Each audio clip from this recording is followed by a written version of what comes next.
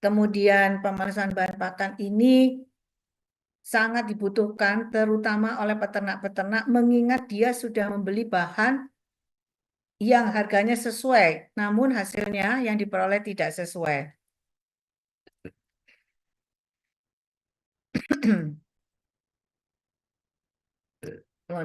Nah, kenapa kok dilakukan pemalsuan?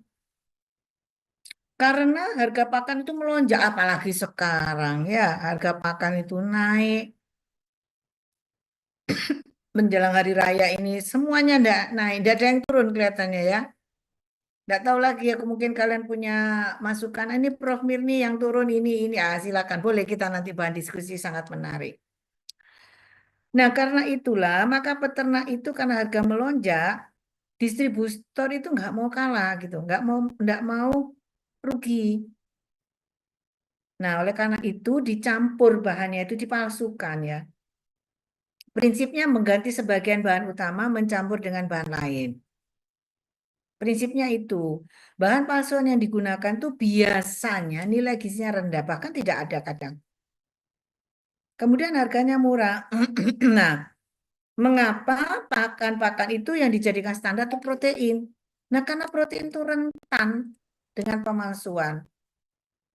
Jadi protein itu sangat rentan dengan pemalsuan. Nah, oleh karena itu orang melihat proteinnya berapa, pakan ini proteinnya berapa. Nah, itu standar penentu nilai gizi dalam penentuan harga. Ya, protein, loh kok enggak karbohidrat? Nah, nilai dari satu bahan pakan itu standarnya protein. Makanya ada protein itu pasti kalau memberi bahan pakan itu Anda mesti disebutkan misalnya pakan unggas, starter, proteinnya 22 sampai 24%. Ya. Nah, dampak pemalsuan apa? Positif itu kalau dikasih pasir, sekam unggas ya, daya cernanya tinggi kan biasanya ada batu-batuan itu grit ya. Di dalam proventiculus itu ada. Itu daya cernanya meningkat tetapi sesungguhnya dia tidak punya nilai gizi bahkan bisa menurunkan.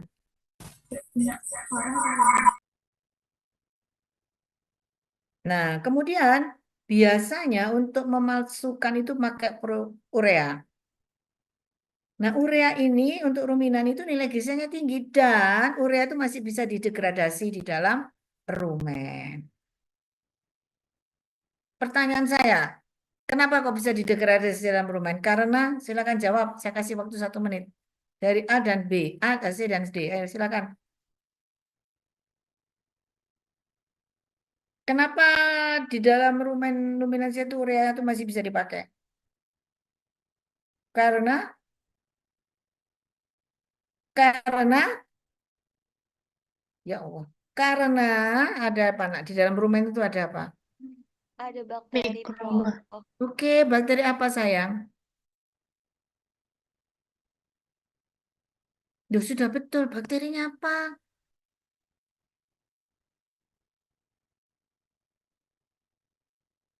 Apa bakterinya? Bakteri ureolytic, Prof. Wah, luar biasa. Betul. Ini tak kasih tahu ya kalian ya, tak kasih tahu. Anak-anak Vicky ya, itu kalau kuliah ditanya itu langsung jawab loh dia. Tak kasih tahu kamu. Masuk kamu kalah.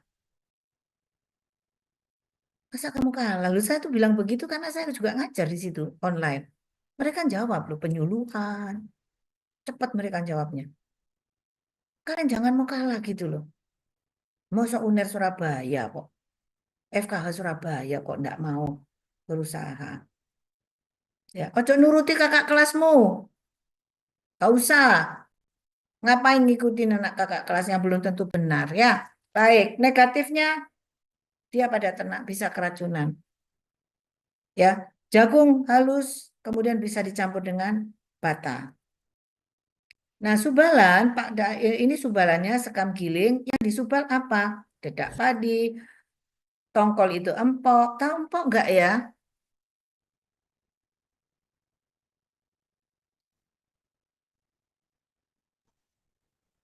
Tahu empok enggak ya? Jagung yang dihaluskan gitu, Prof. Ya, jagungnya dihaluskan itu ya, empok ya, betul ya? Enggak, Prof. Pernah tahu dah? Em, waktu praktikum bahan pakan, Prof. Saya baru lihat namanya empuk. Iya, iya, iya, iya. Oke, oke, oke. Sebentar. Sebentar ini ya, baik. Hmm. Nah,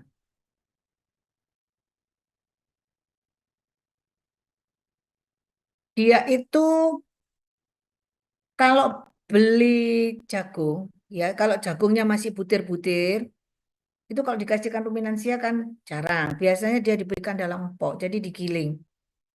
Bagian tengahnya itu digiling. Jagung yang digiling hingga menjadi tepung empuk, empuk jagung digunakan sebagai pakan ternak, bahan baku pakan tepung jagung ya. Bungkil jagung. Ya, biasanya itu kalau bungkil pengganti bungkil kedelai biasanya kalau minyak jagung itu bisa jadi minyak enggak? Bisa diambil jadi minyak enggak? Bisa, Prof. Bisa. Jadi ada minyak jagung yang orang-orang biasanya tidak mau pakai minyak kelapa. Oh. Tepung arang, gaplek, pasir, tepung ikan. Kelihatannya sama, warnanya hampir sama, beda-beda tipis lah. Batu bata, batu merah, tepung jagung. Kalau tepung jagung itu jagung yang digiling. Lah kalau empok bagian tengahnya yang digiling ya. Tepung pandan wangi itu untuk bekatul karena warnanya hampir sama. Tepung bulu, batu merah dan tanah liat itu tepung ikan juga. Urea, pemasaan protein, bahan kimia itu aroma tertentu biar wangi. Bahan dengan nilai gizi rendah, warna teksturnya mirip. Pengenalan itu ada 4 ya, kemurniannya itu. Cuplikan standar, itu kemurnian bahan, itu diteliti dulu. Pengenalan berdasarkan sifat fisik ada 4 yang perlu diketahui. 1. Standar sumber energi. Anda harus tahu betul-betul bekatul yang bagus. Ya, nilai gizinya, warnanya, baunya, itu harus tahu dulu sebagai standar. Kemudian Anda juga harus tahu jagung, beras, cantel, ubi kayu, ubi jalar, kemudian digiling, lalu diamati di mikroskop. Ya. Anda amati, oh ini betul-betul sekian persennya. Proteinnya, serat kasarnya, tahu. Nah itu nanti menjadi standar bahan-bahan lain. Nah ini ya, ini Anda lihat sekarang jagungnya itu luar biasa ya.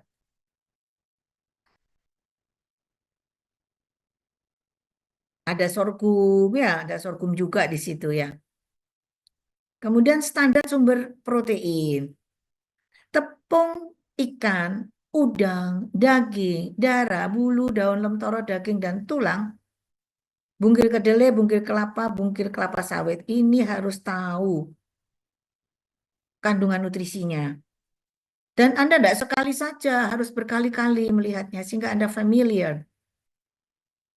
Ya, familiar dengan bahan pakan sumber protein ini. Sehingga kalau ada pemalsuan terhadap bahan-bahan ini, maka oh ini dipalsukan. Begitu ya.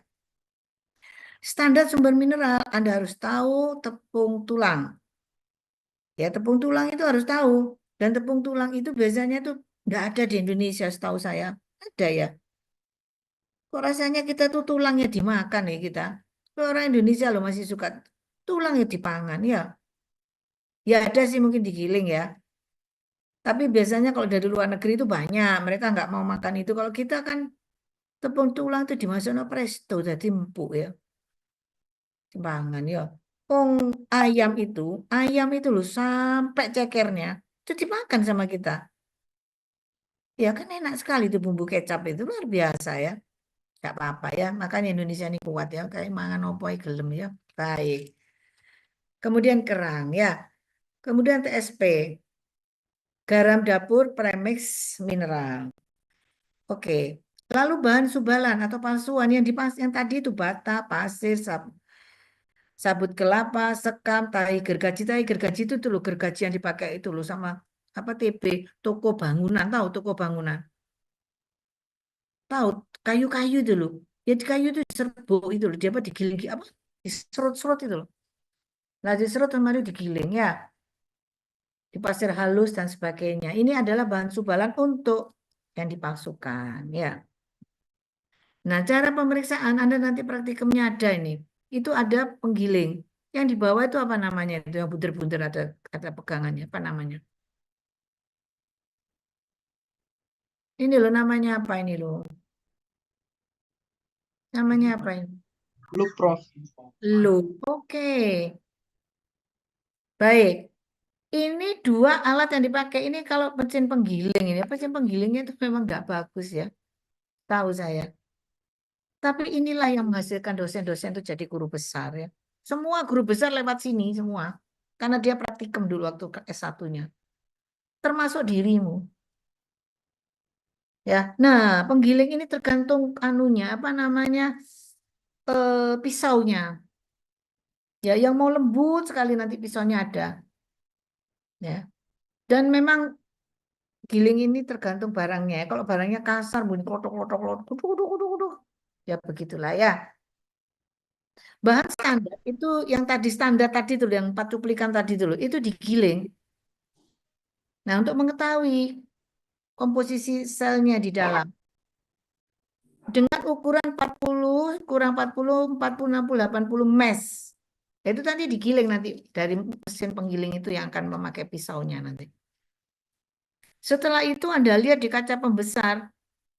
Ya, ada kaca pembesar itu ya biasa pakai loop dulu. Tapi loop kan tidak begitu sampai selnya.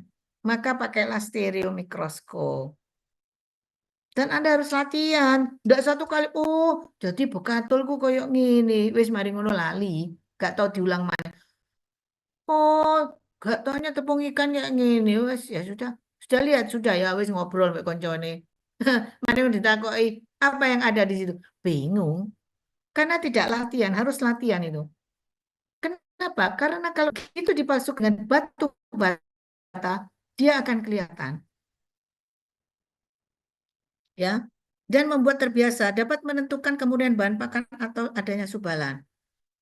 Contoh, Anda yang putri-putri ini, Anda membeli tas yang merek Guess. Tahu ya? Guess itu. Lu nggak tahu merek Guess. Lu ya apa sih? Merek Guess nggak tahu apa ya saya apa namanya? Apa punya saya ini apa sih punya saya ini tasnya ini apa? Longchamp, tahu nggak? Wah nggak tahu lagi ini nanti. Tahu, tahu, tahu, tahu. Oh ya, Longchamp. Nah, Longchamp ini aslinya sana loh di Eropa sana loh. Di sana di Eropa, aslinya tuh di situ. Mahal sekali di situ. Karena bahannya itu beda. Nah, kalau di luar dibeli di Indonesia, laku nggak laku, tetapi yang membeli kelas menengah ke atas, high class. Tetapi kan kita kan kepingin punya Longchamp juga. Maka dilakukan pemalsuan, dipalsu. Dipalsu mirip dengan yang asliannya. Kalau ketika diuji, maka kelihatan dia itu palsu. Maka kalau orang yang pinter, yang punya Longchamp asli, begitu lihat Longchamp yang palsuan, dia senyum. Ya senyumnya apa? Oh itu palsuan itu ya. Tapi bagi orang yang, mohon maaf, menengah ke bawah, bangga dong bawa Longchamp. Ketemu sama teman-temannya menengah ke bawah podo nggak duit-duite jadi ya podo podo podo podo podo apa podo pahami bahwa itu palsu tapi yang penting kan dipakai keren ya. Baik, pengenalan kuantitatif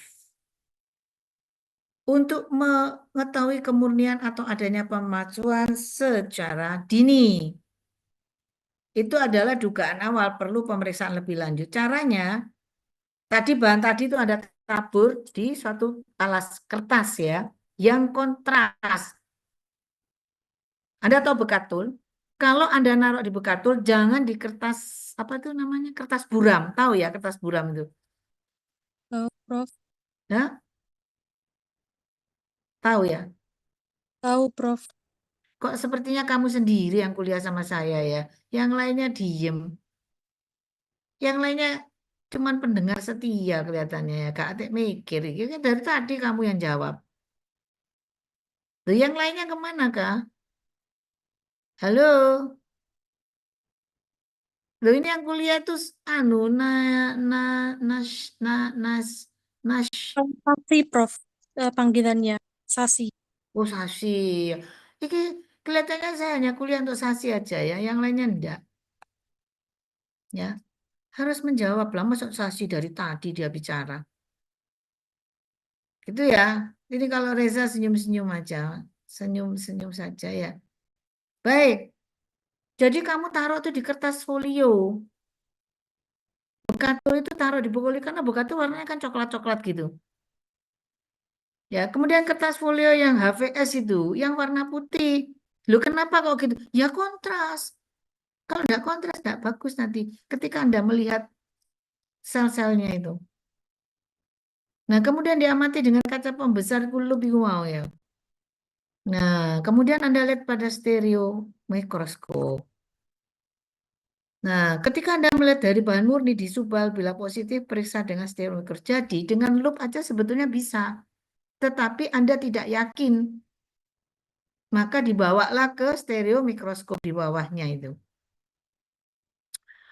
Oh iya, ini dipalsukan. Kenapa? Karena, jadi kalau beli bahan pakan itu hati-hati ya, jangan cari murahnya aja. Ya, jangan cari, oh tanah lo beli bekato no kono iku, bekato no kono iku saya kira goni 12.000 no goni kono lo mau 8.000. Ya enggak mungkin toh bedanya 4.000. Ya sama lah Anda makan.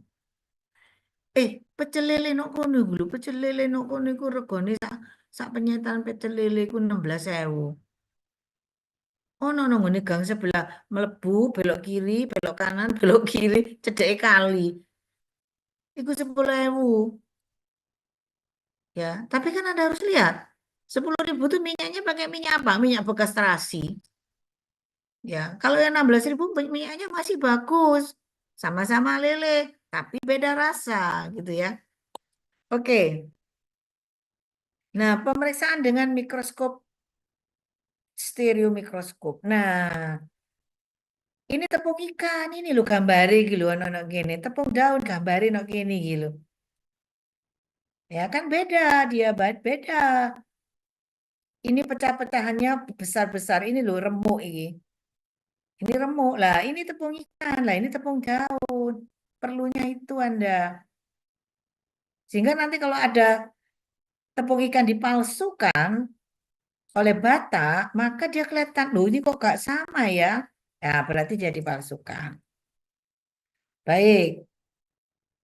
Kemudian berdasarkan ukuran partikel, kita coba untuk mengetahui seberapa banyak subaran yang dilakukan oleh produsen, oleh distributor.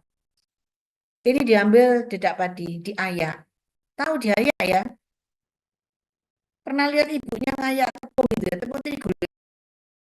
Makanya dulu saya waktu ibu saya pintar bikin kue itu saya, walaupun saya sudah beli tepungnya bagus, tetap diayak. Ya, diayak, diambil 10 gram, diayak dengan ukuran itu 20, 40, 60.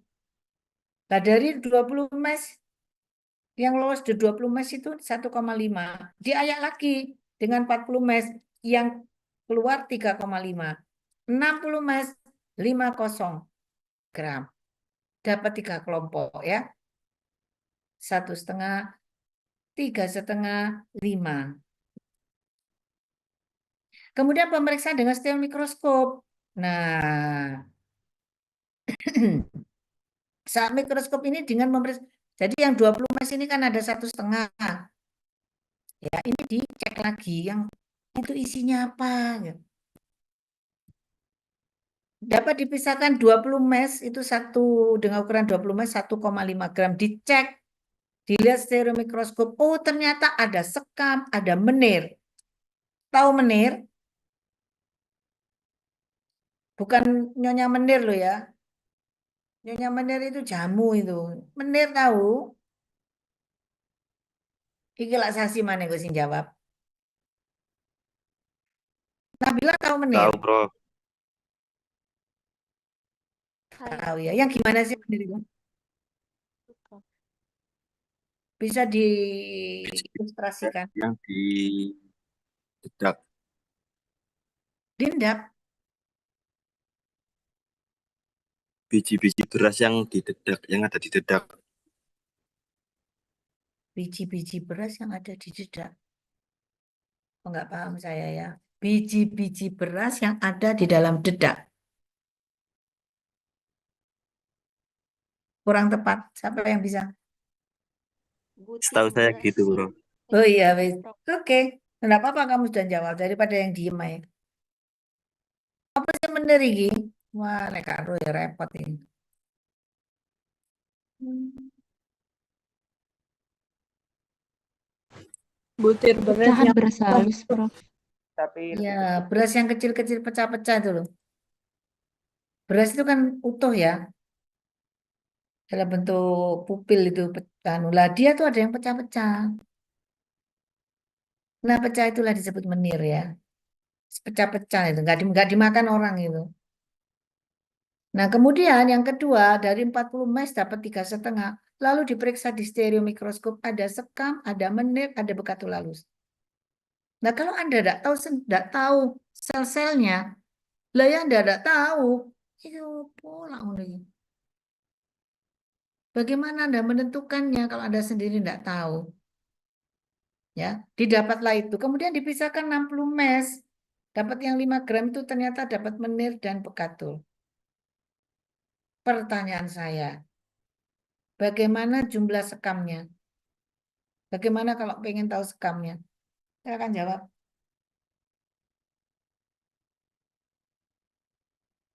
Halo,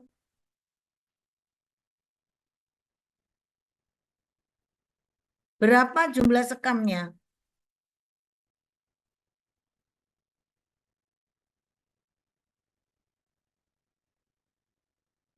Ayo,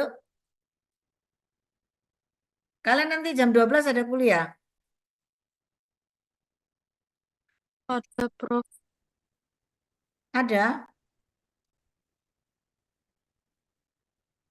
Ada kuliah? Ada, Prof.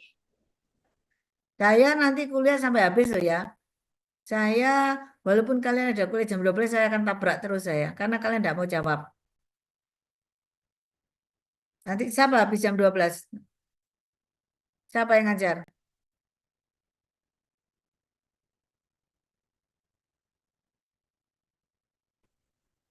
Dokter Anissa, Prof.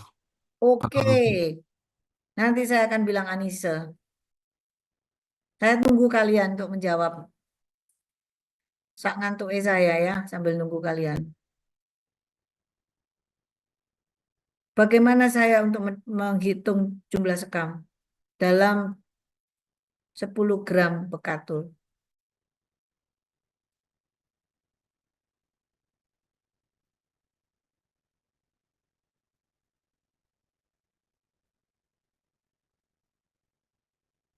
Ini betah-betahan ya. Siapa yang bertahan ya, siapa yang mau menjawab atau saya tunggu sampai kalian jawab. Kalau kalian tidak jawab, saya nggak akan berpindah, nggak akan berpindah dari slide ini. Silakan.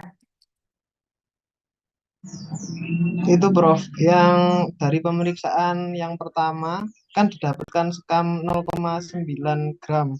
Terus ditambahkan di pemeriksaan yang kedua, sekamnya kan 1,05 gram, itu ditambahkan jadi total sekamnya itu 1,95 gram. Kalau bekatul, Untuk bekatulnya sendiri itu dari pemeriksaan kedua didapatkan bekatul halusnya itu 0,7 gram, ditambah pemeriksaan ketiga yang 4 gram, itu jadinya 4,7 gram, Prof. siapa sih jawab ini? Saya, Prof. Reza. Ya, Reza. Inje, Prof. Oke. Paham ini? Tadi kan Reza bilang ya ini ditambah ini ya. Dibagi Inje pertanyaan saya kok dibagi 10. Yang lain karena jawab. total Enggak, saya enggak mau kamu. Sudah. Ganti yang lain. Aska, Dari kenapa kok dibagi 10 ini? Karena Aska Ridho. Ayo jawab, nak.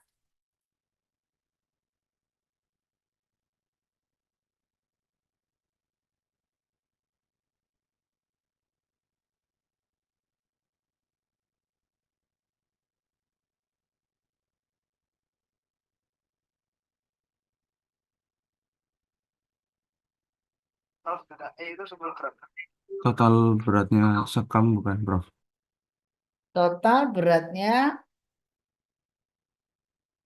sekam. Iya, jadi tadi kan 10 gram. Benar? Benar. Benar, Prof.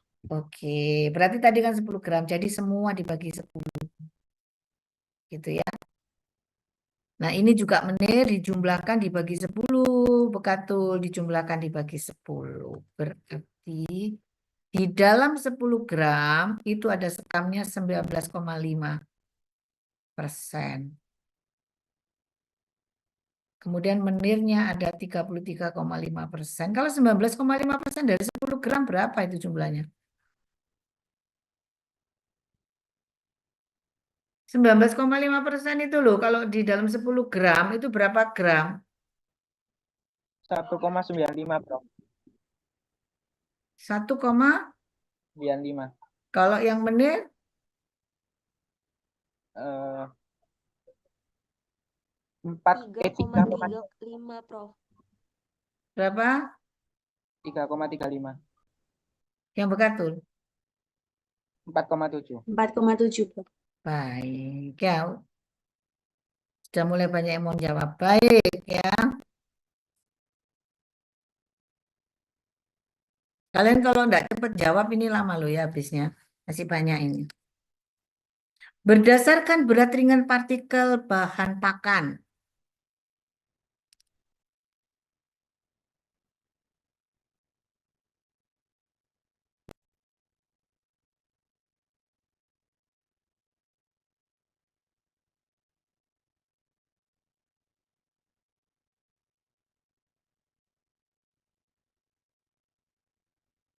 Nah, jadi berdasarkan berat ringan. Jadi bahan pakan itu ada berat dan ringannya.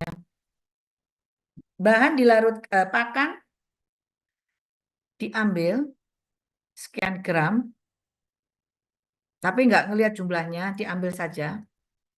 Dilarutkan dengan pelarut organik, yaitu ada kloroform, CCl4, kemudian ada ether minyak tanah, dan lain-lain.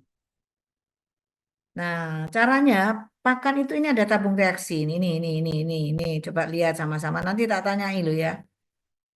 Ini adalah tabung reaksi. Pakan itu dimasukkan ke sini. Pakailah tabung bereaksi yang tembus pandang, ojo sing gelap. Tak ketok nanti, tak kelihatan. Ditambah pelarut organik ini tadi, kloroform, CCl4, ether minyak tanah, dan sebagainya. Nah, pelarut ini harus jumlahnya, mililiternya harus melebihi jumlah pakan. Jadi kalau pakan itu ada di sini ya, lah pelarutnya itu harus di atasnya, harus melebihi supaya bisa melarutkan. Kalau jumlahnya sama ya nggak bisa, lama waktunya. Kemudian dikocok, setelah dikocok dibiarkan. Namun pada saat Anda membiarkan itu dipakai jam Anda, dilihat. Oh, setelah dikocok maka pada waktu itu menunjukkan jam 10. Ya. Jam 10 Anda bisa gocekan sama temennya, ngobrol-ngobrol, guyon-guyonan. Nah, setelah itu Anda amati, dia membentuk 3 fraksi. Ya. Nah, setelah itu dia 3 fraksi ini Anda lihat, oh ternyata jam 10.20. Berarti hanya 20 menit dibutuhkan waktu untuk memisahkan 3 fraksi. Bagian atas itu mengapung dia. Ngapung itu adalah organik yang ringan. Bagian tengah itu cairan tadi itu bahan organiknya, cairan organiknya. Nah, bagian bawah ini mengendap itu partikel anorganik garam mineralnya. Kemudian dipisahkan bagian mengapung dan mengendap. Diambil ya, diambil lalu dipisahkan. Masing-masing bagian di oven, baik yang mengapung maupun yang mengendap. Yang cairan enggak. Kemudian di oven 60 derajat 5 jam. Baru ditimbang. Ya, tadinya enggak ditimbang.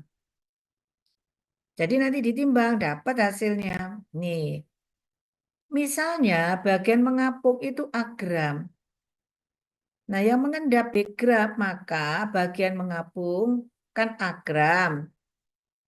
Ini A gram dibagi A ditambah B. Ini jumlah total. A dan B itu jumlah total dari yang ditimbang. Jadi ditimbang itu dapatnya A dan B. Ya. Nah, dikali 100% muncullah X persen. Bagian mengendap itu kan B. Tetap dibagi A tambah B dikali 100% Y persen. Baru Anda dapat, oh jadi dari bahan itu dengan pelarut itu diperoleh bagian mengapung itu yang bahan organik. Dan yang garam sekian. Nah kemudian setelah itu Anda lakukan pemeriksaan lanjutan dengan metode ukuran partikel 20, 40, 60 mes. Lalu lanjut pemeriksaan pemalsuan berdasarkan analisis kimiawi. Ya. Syarat harus diketahui adalah bahan pakan murni. Kemudian bahan pakan yang disubalkan, bahan yang diduga dipalsu, hasil baik itu dikombinasi. Nah, kemudian dilihat di mikroskop dan dilakukan analisis kimia. Nah, diperoleh data analisis yang diperlukan 3 jenis mineral ya, abu, Ca, P atau yang lain tergantung bahan pakannya. Contoh yang diperiksa adalah tepung daging tulang meat bone meal.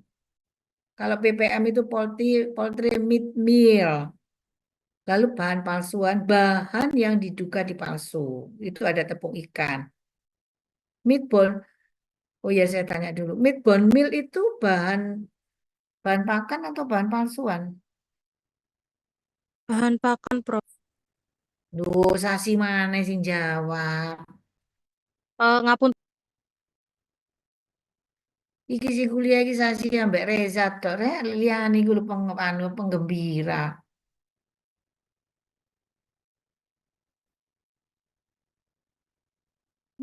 Nabila MBM itu singkatannya apa?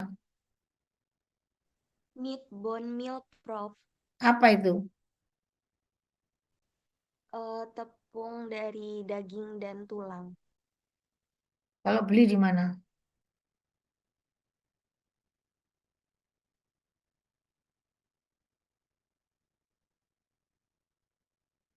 Hmm.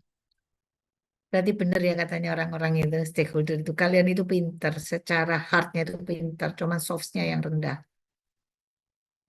Soft itu apalah komunikasi, uji publik itu loh, speakingnya itu loh. Anda rendah ya, tapi hardnya itu bagus. Ditanyai bisa jawab. Tapi kalau nggak ditanyai nggak mau ngomong ya. Nah, misalnya dari hasil analisis kimia itu MBM ada abu, Ca dan P. Bahan palsuan, hasil analisisnya abu, Ca dan P, bahan yang diduga dipalsu itu juga ada. Ya, nanti Anda berlatih sendiri ya.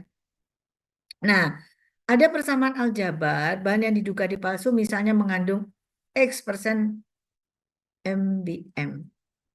Yang diduga dipalsu loh ya. Berarti bahan pakan tuh kalau 100% dikurang X bahan palsuan. Berapa persentase abunya? Maka X dikali tadi berapa? 28. Abunya 28 dari MBM. Per 100 ditambah 100 minus X. Dikali 18 per 100. Pertanyaan saya 18 dari mana? Bahan palsuan, Prof. Oke, berarti gak ngantuk ya. Lalu 26,7 dari mana? Bahan yang diduga palsu. Baik, ya. Bahan yang diduga palsu itu 26,7 sama dengan, ini kan persamaan aljabar, 28 bagi 100 0,28. Benar apa benar? Benar.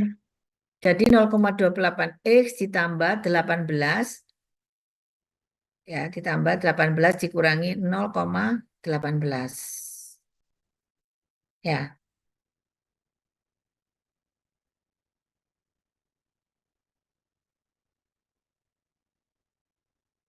Berarti 0,28X dikurangi 0,18X sama dengan 26,7 dikurangi 18, X-nya 87. Jadi, untuk abu itu MBM-nya 87%, bahan palsuannya 13%. Jadi dalam MBM 100% itu